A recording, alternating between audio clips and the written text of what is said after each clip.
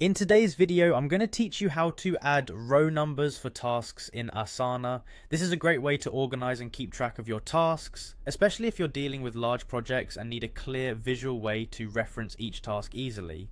To get started, you'll first want to open your preferred web browser and navigate to Asana's homepage, https://app.asana.com, login. Once you're there, you'll see the login screen. Enter your email address into the provided field. If you've logged into Asana before, your browser might have your email address saved, which can save you some time. After entering your email, look towards the bottom of the screen and click on the Continue button. This action will guide you to the next step where you'll need to enter your password. Make sure your email and password are correctly entered because, understandably, you won't be able to proceed without this vital step. Once all your credentials are entered, click on Log In to continue. This step will bring you to your Asana homepage, also known as your dashboard.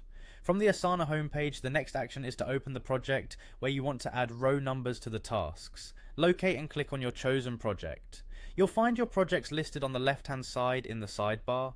It's crucial to ensure you're in the correct project since this setting is specific to each one.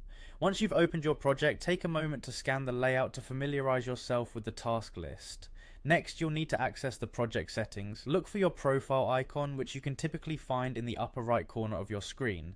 Clicking on your profile icon will open a drop-down menu. From there, you will want to select Settings. Clicking Settings reveals several options, but for this tutorial, focus on the Display section.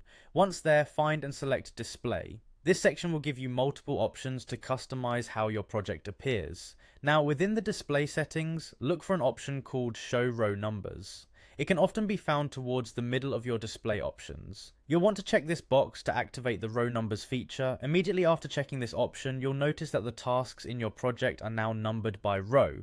This is an automatic update that provides a neat and effective way to keep track of tasks sequentially.